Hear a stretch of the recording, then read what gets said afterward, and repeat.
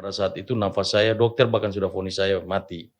Tapi oleh pertolongan Tuhan, saya dipulihkan, akhirnya saya ambil keputusan untuk tinggalkan dunia gangster waktu itu.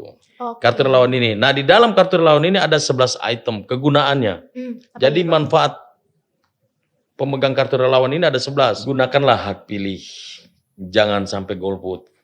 Karena warga negara Indonesia yang baik, dia pasti menggunakan hak pilihnya.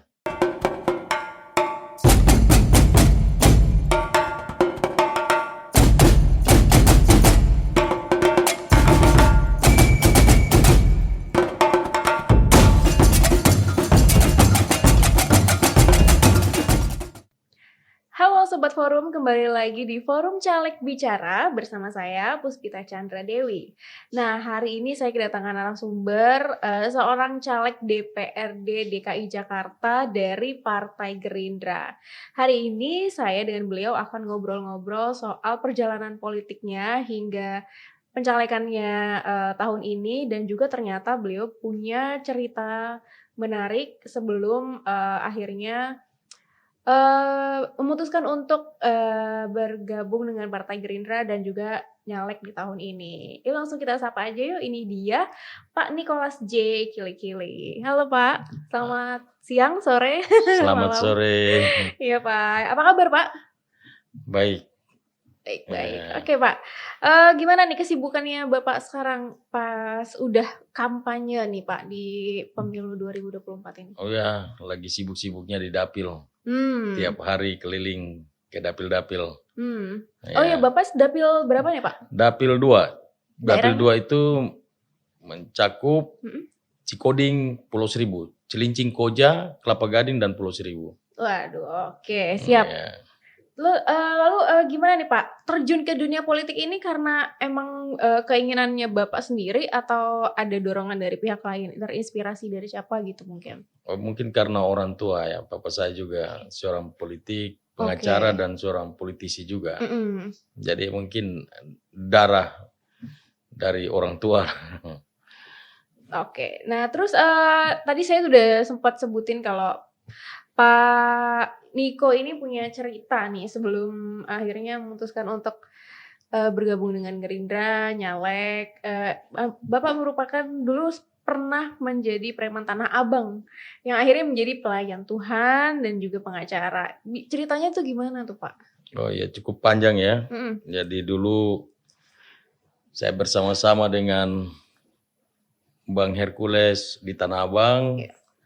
Lalu ya kehidupan Tanah Abang yang begitu keras, ya bukan cuma Tanah Abang tapi kehidupan ibu kota yang begitu keras sehingga menuntut kita juga harus berjuang dengan keras juga. Dan sampai satu waktu saya percaya mungkin itu waktu Tuhan buat saya untuk saya bertobat. Ketika itu saya ada di sebuah diskotik, lalu kemudian saya overdosis, lalu dibawa ke rumah sakit Cipto. Di situ saya melihat campur tangan Tuhan atas hidup saya yang pada saat itu nafas saya, dokter bahkan sudah vonis saya mati. Tapi oleh pertolongan Tuhan, saya dipulihkan, akhirnya saya ambil keputusan untuk tinggalkan dunia gangster waktu itu. Setelah itu, setelah tobat, saya lebih aktif di bidang kerohanian. Lalu samping itu juga saya kuliah hukum dan jadi seorang pengacara. Sekarang terjun ke politik. Ya seperti itu. Oke, lalu kalau menurut Pak Niko sendiri ketika menjadi pengacara dan juga sekarang terjun ke dunia politik itu apa ya, tantangannya lebih berat yang mana nih Pak ketika menjadi profesi yang berbeda itu? Saya pikir semua pekerjaan pasti ada tantangan. Jadi kalau saya ambil keputusan untuk menjadi seorang lawyer, berarti saya sudah siap dengan segala konsekuensinya. Begitupun di dalam dunia politik. Jadi saya pikir kalau kita kerjakan secara profesional, nggak ada yang berat. Iya. Ya. Jadi ya fine-fine aja sebetulnya. Tapi sebelum akhirnya terjun ke dunia politik dan nyalek sekarang, ada background politik lain nggak sih sebelumnya? Saya 2 kali nyalek bupati. Oh ya. Calon bupati 2 kali gagal. And then gimana tuh Pak? Ya kembali lagi jadi lawyer. Ya, aktif di dunia pengacara, sampai hari ini masih aktif dan saya legalnya Pindad, PT Pindad. Ya. Ya, sampai sekarang. Dan akhirnya untuk nyalek lagi itu kenapa? Karena apa? Belum tercapai waktu itu jadi bupati, terus akhirnya mau kemudian nyalek lagi, percaya diri akan terpilih lagi gitu ya Pak? Belum kapok. Pak Prabowo aja kan 3 kali. Iya benar. Jadi sebetulnya atas perintah Bang Hercules. Oh iya. Bang Hercules panggil saya dan suruh saya bersama kakak saya Ferry Kili-Kili, dia maju di Dapil 10 Jakarta Barat. Iya. Sama anaknya Bang Hercules juga nyalek di Indramayu, Dapil Indramayu sama Cirebon. Jadi kami bertiga lah dipanggil, disuruh untuk maju. Dan ketika nyalek sekarang apa di dapil yang sama seperti yang 5 tahun sebelumnya? Enggak, 5 tahun yang lalu saya di kampung halaman papa saya, Maluku Barat Daya, itu calon bupati bukan calon legislatif. Kenapa sekarang di dapil yang sekarang? Di DKI dapil 2 karena saya kan orang Kelapa Gading, saya tinggal di Kelapa Gading. Oke. Jadi modal sosialnya juga udah ada gitu ya Pak? Iya betul. Untuk akhirnya mungkin bisa terpilih di pencalekan tahun ini gitu ya? Iya. Optimis betul. Pak? Sangat optimis. Dan kenapa milih Partai Gerindra? Saya pilih Partai Gerindra karena ada hubungan emosional antara Bang Hercules dengan Pak Prabowo. Dan saya ini adalah produknya Bang Hercules, mau nggak mau harus di Gerindra. Kita selalu di garis komando. Iya. Gitu. Oke. Terus tanggapannya Pak Niko sendiri soal masa kampanye yang ini kan masa kampanyenya sebentar banget nih, cuma dari November sampai Februari bulan depan. Gimana tanggapannya soal masa yang pendek itu? Apakah menyusahkan untuk Bapak atau malah itu suatu hal yang malah lebih mudah dan lebih ngepres budgetnya gitu Pak? Saya pikir ya memang terlalu cepat ya. Jadi kita dikejar seperti dikejar waktu. Makanya kalau waktunya panjang kan kita bisa istirahat yang banyak juga. Betul, ini akhirnya kita kadang pulang sampai jam 3 subuh. Kejar waktu yang singkat ini. Ya. Kalau menurut Bapak sendiri persaingan dalam pencalekan sekarang ini gimana Pak? Karena kan banyak juga yang sekarang artis yang nyalek gitu kan. Terus juga banyak banget anak muda sekarang yang nyalek baru umur 22 tahun, 23 tahun udah mulai nyalek gitu. Persaingannya yang cukup ketat seperti ini menurut Bapak gimana? Iya, betul. Di dapil saya itu sering kalau bahasa politik bilang dapil neraka. Iya. Banyak kita harus bersaing dengan petahana, ya kan? Jadi makanya kita harus kerja keras. Nggak ada istilah santai-santai. Nah, ini sebelum kesini aja saya ketemu dulu dengan konstituen, ngobrol-ngobrol dengan mereka baru kesini. Ini ada beberapa pertemuan yang saya cancel, saya datang ke sini dulu. Oh ya, karena sudah janji kan. Iya. Lalu untuk bersaing ini, Pak Niko sendiri melakukan apa nih? Misalnya kayak cara berkampanyenya, strategi berkampanyenya tuh apa yang Bapak lakukan untuk bisa mengungguli lah dari yang lain-lain? Iya, selain saya lakukan pengobatan gratis, tapi kami punya program-program. Kebetulan saya tandemnya dengan Pak Reza Patria, mantan wakil gubernur. Jadi kami punya program-program untuk menarik simpatisan daripada masyarakat. Dan program-program itu sih ya menurut saya itu program yang bagus. Makanya selain kita buat pengobatan gratis dan bagi-bagi susu juga, susu gratis, ya itu kan programnya Pak Program Prabowo Pak kan, Prabowo, Pak iya. Prabowo Gibran. Jadi Betul.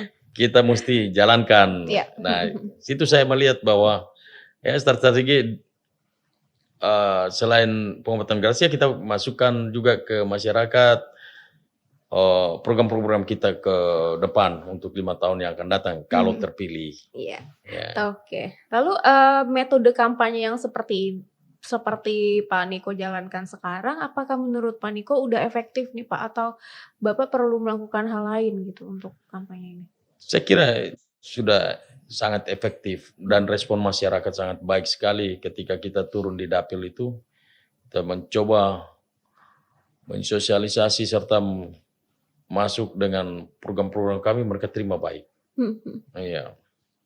Kalau menurut Bapak sendiri programnya Pak Prabowo nih yang salah satunya soal bagi-bagi susu itu menurut Pak Niko sendiri gimana? Apakah itu suatu hal yang bagus untuk masyarakat Indonesia atau perlu ada sesuatu yang harus dilakukan lagi selain itu Pak? Ya, saya pikir itu ini bagus, salah satu yang bagus, bukan satu-satunya. Jadi ada program-program lain lagi yang memang harus lebih disosialisasikan ke masyarakat juga. Iya. Tapi banyak juga dari masyarakat yang meragukan gitu soal program yang ini. Menurut Bapak gimana tuh? Saya pikir semua capres, kalau bicarain kan bicara soal capres ini berarti kan. Nah, masing-masing capres kan dengan dia punya program-program sendiri. Dia nggak mungkin mau ikutin program capres yang lain kan gitu. Nah, jadi kalau saya lawan politik, ya pasti itu dari lawan politik. Nah, itu sah-sah saja orang berpendapat kita. Saya kira itu. Oke. Lalu gagasan apa nih yang Bapak miliki untuk nanti dilakukan kalau misalnya terpilih menjadi caleg? Ada 11 program ya, saya izin baca ya. Silakan Pak. Di sini ada 11, kebetulan karena saya tandem dengan Pak Reza Partia, kami punya formulir. Oke. Formulir ini diisi, nanti formulir ini diisi, setelah diisi kami minta supaya mereka foto formulirnya, foto KTP-nya, ini formulirnya ya. Ini formulir, nanti mereka setelah isi foto formulirnya, foto KTP, terus kirim, ada call center di sini. Oke. Ini call center. Ini nomor ini penting sekali karena kalau saya dan Pak Reza terpilih nanti ini untuk 5 tahun ke depan. Jadi nanti masyarakat kita bilang kartu relawan, nanti dia pegang kartu ini. Kartu relawan ini. Nah, di dalam kartu relawan ini ada 11 item kegunaannya. Jadi manfaat pemegang kartu relawan ini ada 11. Yang pertama ada santunan kematian 1 juta. Yang kedua ada layanan ambulans. Yang ketiga bantuan kita untuk anak-anak relawan. Itu kami akan lakukan dalam satu tahun 4 kali. Terus yang keempat bantuan mendapatkan beasiswa S1. Tapi nanti startnya mulai dari semester 3. Yang punya IP 3,2. Oke. Ya. Terus kemudian ada konsultasi KDRT dan perlindungan anak. Kemudian layanan konseling narkoba. Terus ada layanan konsultasi hukum. Ya, karena saya lawyer. Ya. Konsultasi hukum pasti masuk. Ya. Kemudian pendampingan layanan publik. Nah, apa itu pendampingan layanan publik? Pendampingan layanan publik itu sering kan dia buat KTP, KK dipersulit, ya kan, buat SIM, ada yang buat izin-izin usaha dipersulit. Nah, nanti kami dampingi. Ya, kalau sudah terpilih kamu akan dampingi, jangan dipersulit lah. Ya. Terus kemudian ada pelatihan peningkatan SDM. Ini khusus untuk mereka-mereka yang putus sekolah, yang tidak lulus SMP, ya mungkin sampai SMP sekolahnya, nggak lulus SMA. Nah, kita bikin pelatihan-pelatihan. Misalnya laki-laki, kalau laki-laki kita kasih kursus montir, bisa juga barber, terus perempuan kursus kecantikan, ya seperti itulah. Dan juga ada pelatihan peningkatan keterampilan, itu UMKM. UMKM, oke. Ya. Yang ke-11 layanan rumah aspirasi. Jadi kita punya layanan rumah aspirasi yang nanti para relawan ini bisa setiap saat datang situ kalau dia ada punya masalah. Oke. Iya. Lalu saat Bapak sekarang berkampanye gitu atau sekarang atau nanti ketika terpilih gitu, apakah akan melibatkan anak-anak muda nih Pak untuk menjadi timnya Bapak gitu? Justru sekarang banyak anak-anak muda timnya saya. Sangat banyak gitu ya. Iya. Mereka excited atau gimana tuh Pak? Sangat excited sekali. Dia ya karena memang saatnya untuk memang anak muda jangan cuma jadi objek aja kan. Iya, dia harus jadi pelaku sekarang. Iya. Oke. Lalu sekarang ketika Bapak pasti udah banyak banget ketemu masyarakat di dapilnya ya, sosialisasi, kampanye dan lain-lain. Apa nih yang sekarang lagi banyak banget disuarakan sama masyarakat? Keluhan-keluhan apa yang paling sering? Ya, yang pertama yang keluhan yang sangat tinggi adalah soal pengangguran. Pengangguran itu di mana-mana itu setiap saya masuk, saya kan bikin 18 titik pengobatan gratis di Cikoding. Itu semuanya itu rata-rata ngomong soal pengangguran, minta dibuka lapangan pekerjaan. Di samping itu ya pendidikan, kemudian soal kesehatan, dan tentu yang paling terbanyak kedua adalah soal ekonomi. Ya, itu yang saya dapatkan di lapangan. Kalau kendala saat berkampanye sendiri ada nggak sih Pak? Sebetulnya nggak ada kendala apa-apa ya. Kita banyak mendapat kemudahan-kemudahan lah. Baik dari masyarakat, jarang lah, kadang juga kan ada orang mungkin pilihannya, misalnya ini khusus ke RT RW. Dia milihnya capresnya, misalnya milihnya Pak Prabowo, ya kan 02. Iya.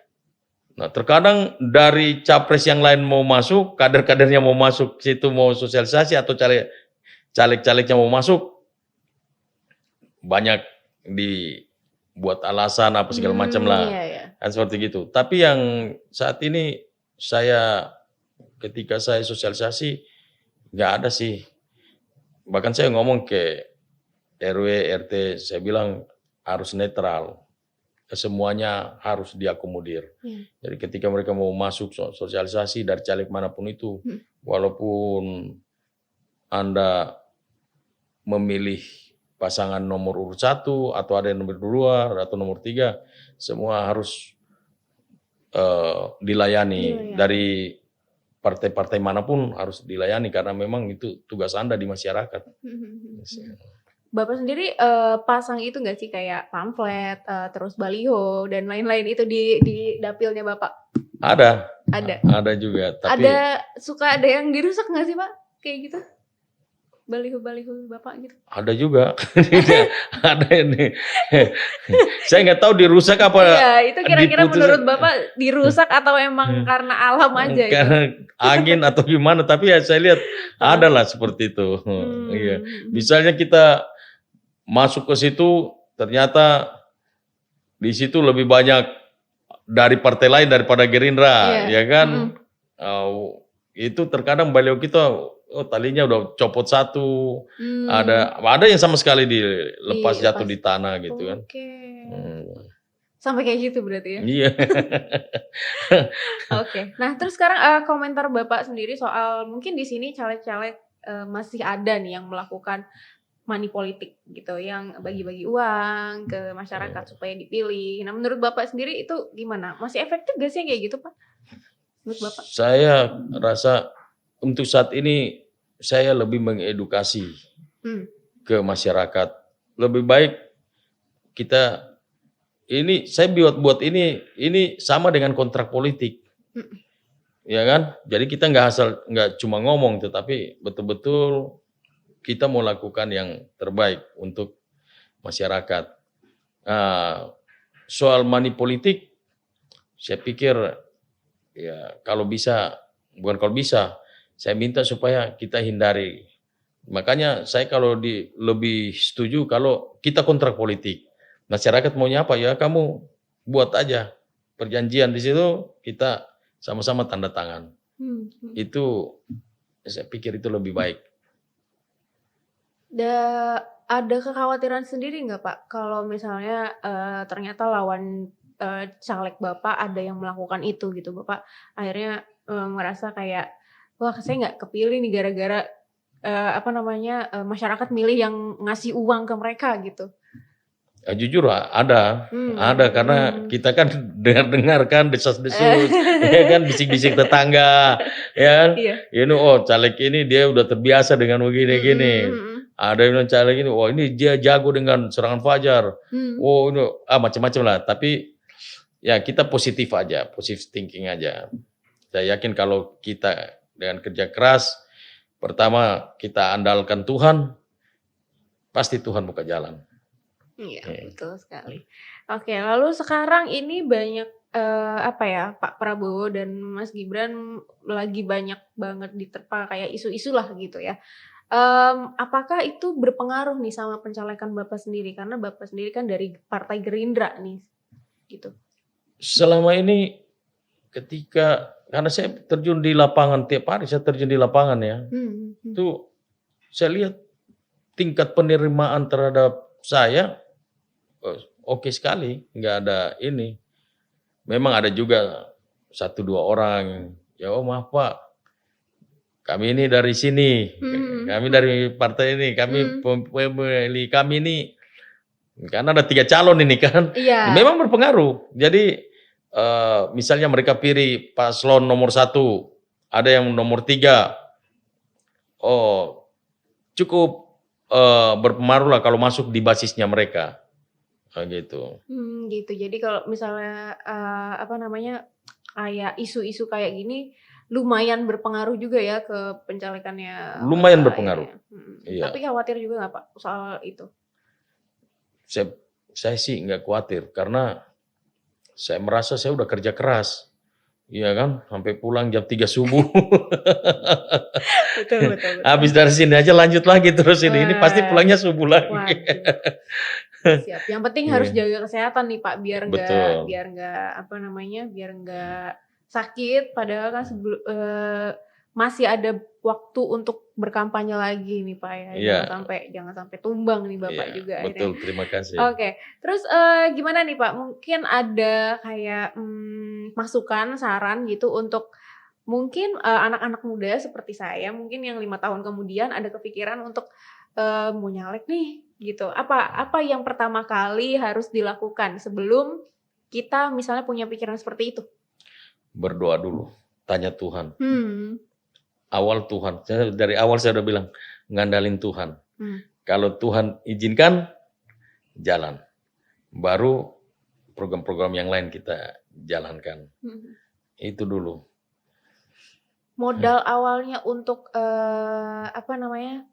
me men me apa, mendaftarkan diri sebagai caleg gitu, maksudnya kayak bukan modal, uang ya, maksudnya modal apa nih yang harus kita persiapkan sebelum itu, sebelum sebelum kita akhirnya memutuskan nyalek? Pertama Mhm. ada kemauan dulu, terus yang kedua, Mhm. eee, yang kedua kalau kami di, Gerindra, itu ada beberapa persyaratan yang harus dipenuhi. Mhm. Persyaratan misalnya, eee, siapkan KTP 300. Siapkan KTP 300, lalu kemudian siapkan bendera berapa banyak, Oke, ya terus ya ya. banyak ada tim seleksinya juga, Oke, ya. ya kan? Terus diuji tentang wawasan segala macam. Kita bertarung aja ada ratusan orang, baru lulus yang diterima cuma 9 orang. Oke. Iya, Berarti untuk, nyalek itu harus dipersiapkan lebih ke wawasan gitu ya, Pak, untuk bisa betul. akhirnya lolos menjadi caleg itu? Iya, iya. Oke, lalu, pesan Bapak sendiri untuk para pemilih nih, di pemilu 2024 ini harus kayak gimana sih, Pak? Gunakanlah hak pilih, jangan sampai golput. Karena warga negara Indonesia yang baik, dia pasti menggunakan hak pilihnya. Siapapun calon presiden yang dipilih, jangan sampai dia kan bebas untuk memilih, ya kan? Jadi jangan sampai dia golput supaya calon dia atau jagoannya dia yang dia idolakan bisa terpilih. Nanti satu suara itu sangat berarti sekali. Makanya saya mengajak seluruh masyarakat Indonesia yang sudah punya hak pilih, gunakanlah hak pilih dengan baik. Satu lagi, mari kita sukseskan pemilu 2024. Datang ke TPS 14 Februari untuk sukseskan pemilu. Siap, oke. Untuk, para pemilih di dapil Bapak sendiri, boleh Bapak ngomong di kamera untuk ngomong ke para pemilih di dapil 2. Ya, para pemilih di dapil 2, saya mengajak untuk semua para pemilih di dapil 2 bersama-sama kita sukseskan pemilu 2024 pada 14 Februari yang akan datang. Jangan sampai tidak memilih. Warga negara Indonesia yang baik adalah mereka yang mau bersama-sama membangun negeri ini. Salah satunya adalah gunakan hak pilih dengan baik. Kita sukseskan pemilu yang aman, pemilu yang damai. Terima kasih. Ya, terima kasih untuk Bapak Niko untuk sudah berbagi cerita dan juga banyak sekali masukannya untuk masyarakat di luar sana untuk bisa milih dengan bijak ya Pak. Jangan sampai cuma karena dikasih 50.000 akhirnya nyoblos gitu kan. Jangan sampai kayak gitu ya Sobat Forum di rumah. Oke, terima kasih banyak untuk semua Sobat Forum yang sudah menyaksikan Forum Caleg Bicara bersama dengan Pak Nicholas J. Kili-Kili. Semoga kampanyenya lancar terus Pak. Terima dan kasih. juga semoga akhirnya terpilih ya di dapil Bapak. Terima kasih. Oke, Terima kasih. sampai jumpa di Forum Caleg Bicara episode berikutnya bersama dengan caleg-caleg lainnya. Jangan lupa like, subscribe, komen, dan share ke Sobat Forum lainnya. Terima kasih.